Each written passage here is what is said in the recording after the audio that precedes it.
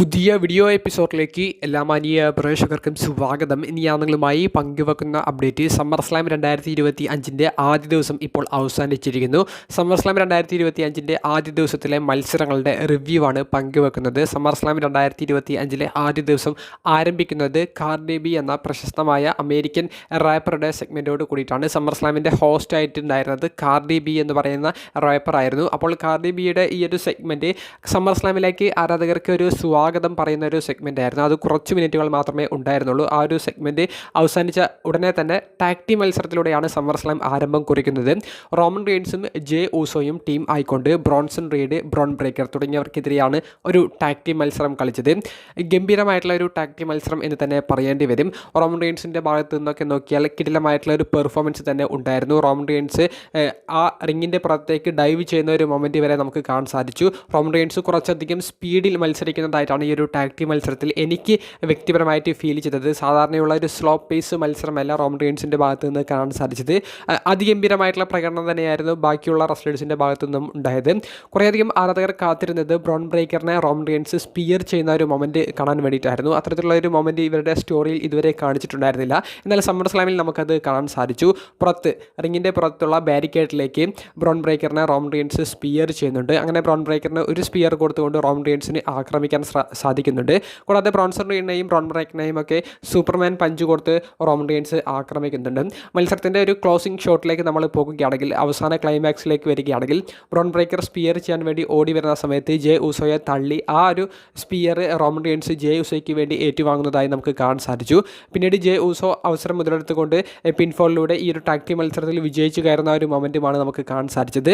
Roman Reigns, J Uso തുടങ്ങിയവരുടെ ആ ഒരു വിജയത്തോട് കൂടിയിട്ടാണ് SummerSlam premium live event ആരംഭം കുറിച്ചിട്ടുള്ളത്. രണ്ടാമതായി നമുക്ക് കാണാൻ സാധിച്ചത് വുമൻസ് ടാഗ് ടീം ചാമ്പ്യൻഷിപ്പ് മത്സരമായിരുന്നു. നിലവിലെ ചാമ്പ്യന്മാരായ റഗൽ റോഡ്രിഗസും റോക്സിനി പെരസും അലക്സ ബ്ലിസ്, ഷാർലറ്റ് ഫ്ലെയർ തുടങ്ങിയവർക്കെതിരെ ടൈറ്റിൽ ഡിഫെൻഡ് ചെയ്ത ചാമ്പ്യൻഷിപ്പ് മത്സരം.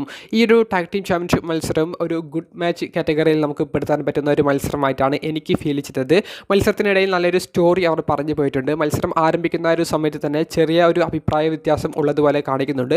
അലക്സ ബ്ലിസ് ആണോ ഷാർലറ്റ് ആണോ ആദ്യം റിങ്ങിൽ ആ ടാഗ് ടീം മത്സരത്തിൽ ഇറങ്ങേണ്ടത് എന്നുള്ളൊരു അഭിപ്രായ വ്യത്യാസം കാണിക്കുന്ന സമയത്ത് റഗൽ റോഡ്രിഗസും റോക്സിനി പെരസും ഒരേ സമയം വന്നിട്ട് ഇവരെ ആക്രമിക്കുന്നുണ്ട്. അതിലൂടെയാണ് മത്സരം ആരംഭിക്കുന്നത്. പിന്നീട് അങ്ങോട്ട് ഇവരുടെ ഒരു ടീം പെർഫോമൻസ് ആണ് കാണാൻ സാധിച്ചത്. കൂടാതെ ഇതൊരു വൺ സൈഡ് മാച്ച് എന്നൊന്നും പറയാൻ സാധിക്കില്ല.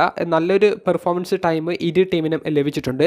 അലക്സ ബ്ലിസും ഷാർലറ്റും മത്സരത്തിൽ വിജയിച്ചു എന്ന് പറയുമ്പോഴും റോക്സിനി പെരസും റഗൽ റോഡ്രിഗസും നല്ല കിടിലൻ പെർഫോമൻസും കാഴ്ചവെച്ചിട്ടുണ്ട്. റഗൽ റോഡ്രിഗസിനെ ഒരു പക്ക പവർ ഹൗസ് റെസ്ലറാക്കി തന്നെയാണ് ഈ മത്സരത്തിലും അവർ ബിൽഡ് ചെയ്തിട്ടുള്ളത്. മത്സരത്തിലെ ഒരു അവസാന ഭാഗങ്ങളിലേക്ക് പോകുകയാണെങ്കിൽ ഒരു പഞ്ച് അറിയാതെ ഷാർലറ്റിന് നേർക്ക് അലക്സ ബ്ലിസ് കൊടുക്കുന്നുണ്ട്. ഈ അവസരത്തിൽ റോക്സിനി പെരസ് അലക്സ ബ്ലിസിനൊക്കെ ആക്രമിച്ച് മത്സരം അവസാനിപ്പിക്കാൻ ശ്രമിക്കുന്നുണ്ടെങ്കിലും അവിടെ ഷാർലറ്റ് വന്നിട്ട് സേവ് ചെയ്യുന്നതായി കാണാൻ സാധിച്ചു.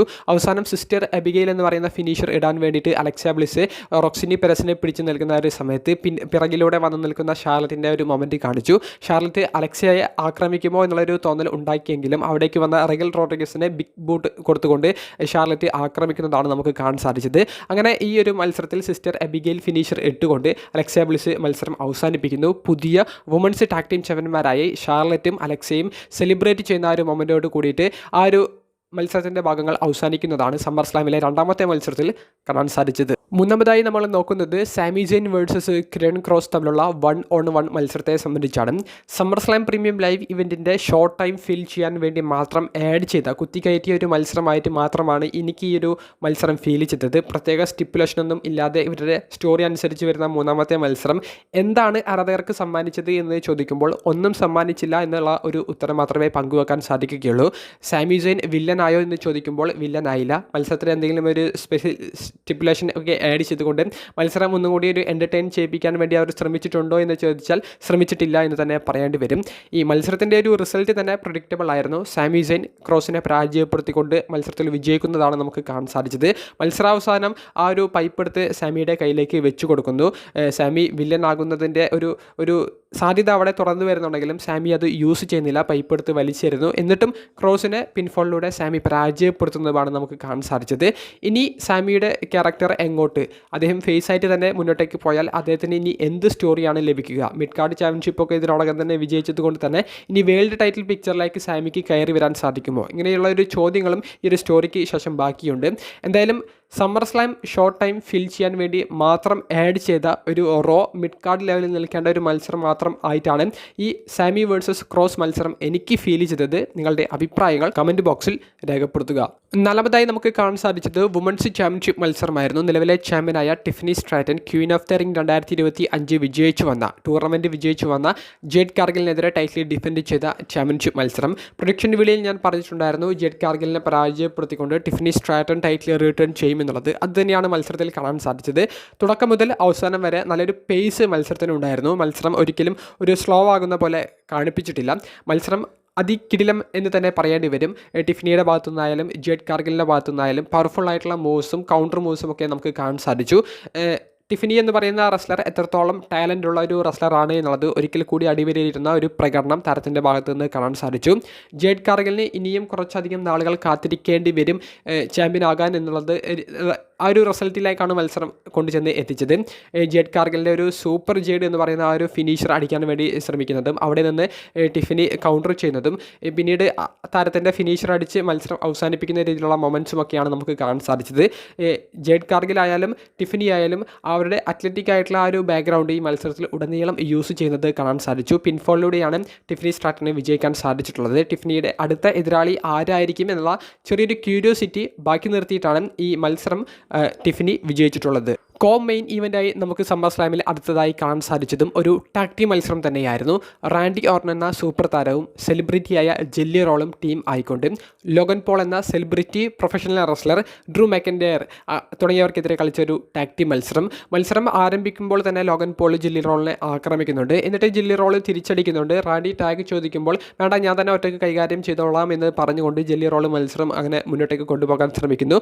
പതിയെ പോലെ നമ്മളൊരു ടാഗ് ടീം മത്സരത്തിലൊക്കെ കാണുന്ന പോലെ ജെല്ലി റോളിനെ കോർണർ ചെയ്തുകൊണ്ട് ഡ്രൂ മാക്കൻഡയറും ലോഗൻ പോളും ആക്രമണം അഴിച്ചുവിടുന്നതാണ് നമുക്കവിടെ പിന്നീട് അങ്ങോട്ട് കാണാൻ സാധിച്ചത്. ജെല്ലി റോളിൻ്റെ പ്രകടനത്തെ സംബന്ധിച്ച് നമ്മൾ നോക്കുകയാണെങ്കിൽ അദ്ദേഹത്തിൻ്റെ ഡെബ്യൂ മാച്ചാണ്.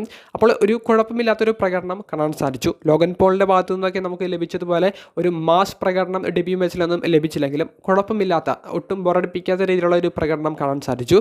ലോഗൻ പോൾ എന്ന് പറയുന്ന റെസ്ലർ ഓരോ മത്സരം കഴിയുമ്പോഴും അദ്ദേഹത്തിൻ്റെ ക്യാരക്ടറും അദ്ദേഹത്തിൻ്റെ ആ ഒരു റെസ്ലിങ്ങിലുള്ള അദ്ദേഹത്തിൻ്റെ എക്സ്പീരിയൻസും വർദ്ധിച്ചു വരികയാണ്. ക്യാരക്ടറൊക്കെ അതിഗംഭീരമായിട്ട് അദ്ദേഹം മുന്നോട്ടേക്ക് കൊണ്ടുപോകുന്നുണ്ട്. അദ്ദേഹത്തിൻ്റെ ഓരോ ഫ്ലൈയിങ് മൂവുകളും അത് എപ്പോഴും ട്രെൻഡാകാറുണ്ട്. ഇപ്രാവശ്യവും അത് ട്രെൻഡാകാൻ സാധ്യതയുണ്ട്. അനൗൺസേഴ്സ് ടേബിളിലേക്ക് ജെല്ലി റോൾ എന്ന് പറയുന്ന സെലിബ്രിറ്റിയെ കിടത്തിക്കൊണ്ട് ആ ടേൺ ബക്കിളിൽ കയറി ഒരു ഫ്രോഗ് സ്പ്ലാഷ് ചെയ്തിട്ടുണ്ടായിരുന്നു. അതെന്തായാലും മിക്കവാറും നല്ല രീതിയിലൊരു വൈറലാകാൻ സാധ്യതയുണ്ട്. ആ ഒരു മൊമെൻറ്റിന് ശേഷം ജെല്ലി റോളിന് എഴുന്നേൽക്കാൻ പറ്റാത്ത രീതിയിലേക്ക് വരുന്നതും ഡോക്ടേഴ്സും ഒഫീഷ്യൽസും വന്ന് ചെക്ക് ചെയ്യുന്നതും അദ്ദേഹത്തെ ബാക്ക് സ്റ്റേജിലേക്ക് കൊണ്ടുപോകുന്ന ഒരു മൊമെൻറ്റും കാണിക്കുന്നുണ്ട്. അവിടെ നിന്ന് ജെല്ലി റോൾ തിരികെ റാൻഡി ഓർട്ടന് തൻ്റെ ഒരു ആവശ്യമുണ്ട് എന്ന് മനസ്സിലാക്കി ബാക്ക് സ്റ്റേജിലേക്ക് പോകാതെ തിരികെ മത്സരത്തിലേക്ക് വന്നു എന്നുണ്ടെങ്കിലും മത്സരത്തിൽ ജെല്ലി റോളിൻ്റെ ടീമിന് വിജയിക്കാൻ സാധിച്ചില്ല. ലോഗൻ പോളും ഡ്രൂ മാക്കൻഡയറും വിജയിച്ചു കയറുന്നതാണ് കാണാൻ സാധിച്ചത്. ജെല്ലി റോളിൻ്റെ ഡെബ്യൂ മത്സരത്തിൽ ഞാൻ പ്രൊഡിക്ഷൻ വീഡിയോയിൽ പങ്കുവച്ചത് ജെല്ലി റോളിൻ്റെയും റാൻഡി ഓർട്ടൻ്റെയും ടീം വിജയിക്കുമെന്നാണ്. പക്ഷേ അത് നമുക്ക് കാണാൻ സാധിച്ചില്ല. എന്തായാലും ജെല്ലി റോൾ തുടർന്നും WWE ഷോകളിൽ ഇനിയും മത്സരിക്കുമെന്നുള്ളൊരു റൂമറും പുറത്തേക്ക് വരുന്നുണ്ട്. സമ്മർ സ്ലാം 2025 ആദ്യ ദിവസം മെയിൻ ഇവൻ്റായി നമുക്കിന്ന് കാണാൻ സാധിച്ചത് വേൾഡ് ഹെവി വെയ്റ്റ് ചാമ്പ്യൻഷിപ്പ് മത്സരമായിരുന്നു. നിലവിലെ ചാമ്പ്യനായ ഗുന്തർ നമ്പർ 1 കണ്ടന്ററായ CM പങ്കിനെതിരെ ടൈറ്റിൽ ഡിഫെൻഡ് ചെയ്ത ചാമ്പ്യൻഷിപ്പ് മത്സരം ഒരു പക്ക റെസ്ലിംഗ് മാച്ച് എന്ന് നിസ്സംശയം പറയാൻ സാധിക്കുന്ന ഒരു മാച്ചായിരുന്നു. സ്ലോ പേസിലൂടെ മാത്രം പോകുന്ന കിക്കുകളും പഞ്ചുകളും ചോപ്പുകളും അതിനെ കൗണ്ടർ ചെയ്യുന്ന മൂവുകളും സബ്മിഷൻസും ഉപയോഗിച്ചുകൊണ്ട് തുടക്കം മുതൽ അവസാനം വരെ ഒരു പ്യുവർ റെസ്ലിംഗ് മാച്ച്. കുറേയധികം പവർ മൂവ്സ് ഇല്ല, കുറേയധികം ഫ്ലൈയിങ് മൂവ്സ് ഇല്ല, കുറേയധികം നമ്മളെ ഒന്നിലധികം തവണ ചെയ്ത് വെറുപ്പിക്കുന്ന രീതിയിലുള്ള മൂവ്സ് ഇല്ല. എപ്പോഴാണ് ഒരു പവർ മൂവ് വേണ്ടത് ആ ഒരു സമയത്ത് മാത്രം ഒരു പവർ ബോംബ് അല്ലെങ്കിൽ അത്തരത്തിലുള്ളൊരു മൂവ് ചെയ്യും.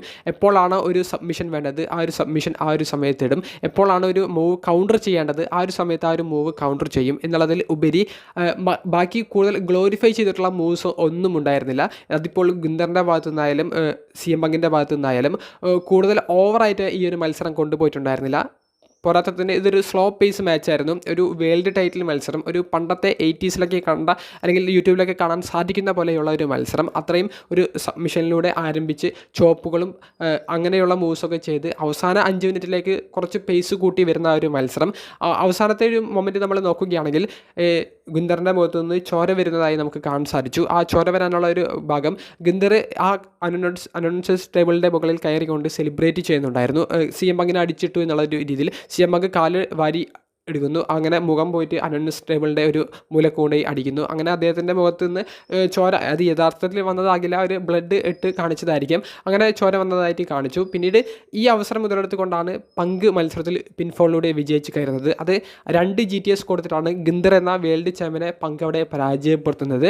പങ്ക് വിജയിച്ചു. ഏകദേശം ഷോ ക്ലോസ് ആകുന്നു എന്നുള്ളൊരു മൊമെൻറ്റിലേക്ക് പോയ ഒരു സമയത്താണ് സെത്ത് റോളിൻസിൻ്റെ മ്യൂസിക് പ്ലേ ആകുന്നത്. സെത്ത് റോളിൻസ് ആ ക്രച്ചുകൾ ഉപയോഗിച്ച് വരുന്നു. മണി ഇൻ ദ ബാങ്ക് ബ്രീഫ് കേഴ്സുമായിട്ട് പോൾ ഹെയ്മനും ഒപ്പം ഉണ്ടായിരുന്നു. അപ്പോൾ കമൻറ്റേഴ്സ് ടേബിളിൽ നിന്നുകൊണ്ട് മൈക്കിൾ കോൾ പറയുന്നുണ്ട്, അടുത്ത ജൂൺ വരെ സെത്തിന് ഇത് ക്യാഷ് ഇൻ ചെയ്യാനുള്ള അവസരമുണ്ട്. അപ്പോഴായിരിക്കും സെത്ത് ഇനി ക്യാഷ് ഇൻ ചെയ്യുക. ഇഞ്ചുറി മാറിയതിന് ശേഷം മാത്രമേ സെത്ത് ക്യാഷ് ഇൻ ചെയ്യുകയുള്ളൂ എന്നുള്ളത്. അങ്ങനെ സെത്ത് ആ ഒരു ക്രച്ചുകൾ എടുത്തുകൊണ്ട് പിന്നെ ബാക്ക് സ്റ്റേജിലേക്ക് പോകുന്നു. ചെറിയൊരു വെല്ലുവിളി കൊടുത്ത് പോകുന്ന ഒരു മൊമെൻ്റ് ആയിരിക്കുമെന്ന് വിചാരിച്ചെങ്കിലും ക്രച്ചുകളൊക്കെ ഇങ്ങനെ ഇടുന്ന ഒരു ഭാഗമുണ്ട് തിരിഞ്ഞു നിന്നുകൊണ്ട്. അതൊരു മാസ് ഷോട്ടായിരുന്നു. അതിനുശേഷം ഓടി ആ ബ്രീഫ് കേഴ്സുമായിട്ട് റിങ്ങിലേക്ക് വരുന്നു. CM പങ്കിനെ അടിക്കുന്നു. എന്നിട്ട് ആ ബ്രീഫ് കേഴ്സ് ക്യാഷ് ഇൻ ചെയ്യുന്നു. കെർബ് സ്റ്റോംപ് കൊടുക്കുന്നു. പങ്കിനെ പരാജയപ്പെടുത്തുന്നു. പുതിയ വേൾഡ് ഹെവി വെയ്റ്റ് ചാമ്പ്യൻ ആയിക്കൊണ്ട് സെത്ത് വിജയിക്കുന്നു. സെത്ത് ക്യാഷ് ഇൻ ചെയ്യുമെന്ന് ഒരാളും പ്രതീക്ഷിച്ചിട്ടുണ്ടാകില്ല. സെത്തിൻ്റെ ഇഞ്ചുറി തന്നെ അത് സ്റ്റോറിയാണെന്ന് പറഞ്ഞ കുറേയധികം കൂട്ടുകാരുണ്ടായിരുന്നു.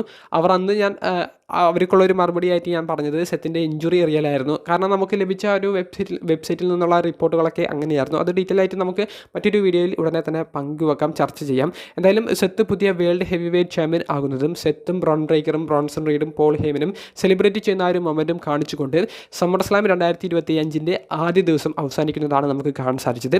സമ്മർ സ്ലാം 2025 സംബന്ധിച്ചുള്ള നിങ്ങളുടെ അഭിപ്രായങ്ങൾ കമൻറ്റ് ബോക്സിൽ രേഖപ്പെടുത്തുക. അപ്പോൾ സമ്മർ സ്ലാം 2025 രണ്ടാമത്തെ ദിവസം നാളെ പുലർച്ചെ 3:30 മുതലാണ് ആരംഭിക്കുന്നത്. അതും നിങ്ങൾ കാണുമെന്ന് വിചാരിക്കുന്നു. ഇതിനേക്കാൾ മികച്ച ഒരു ഷോ ആയിരിക്കും. കാരണം അതിൽ TLC, street fight, triple threat match, അങ്ങനെ ഒട്ടനവധി ഗംഭീരമായിട്ടുള്ള മത്സരങ്ങളാണ് നടക്കുന്നത്. സ്റ്റീൽ കേജ് മാച്ചൊക്കെ ഉണ്ട്. വീഡിയോ സംബന്ധിച്ചുള്ള അഭിപ്രായങ്ങൾ കമൻറ്റ് ബോക്സിൽ രേഖപ്പെടുത്തുക. അപ്പോൾ അടുത്തൊരു വീഡിയോയുമായി കാണുന്നത് വരെ